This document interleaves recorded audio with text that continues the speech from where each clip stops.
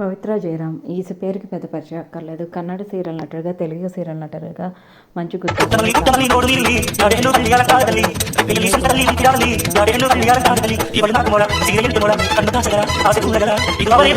సంపాదిస్తుంది. త్రినయని సీరియల్లో తిలోత్తమ క్యారెక్టర్లో నేటివ్ రోల్లో అందరినీ ఆకట్టుకుంటుంది.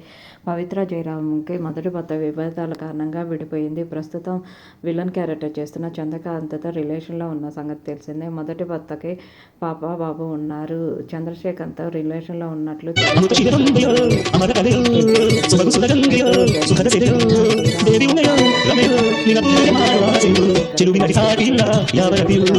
లేకపోతే నేను లేను అంటూ ఎమోషన్ పోస్ట్ చేశాడు. అందరూ కూడా పవిత్ర జయరాం ఆత్మశాంతి చేకూరాలని కోరుకుంటున్నాం అంటూ కామెంట్స్ పెడుతున్నారు.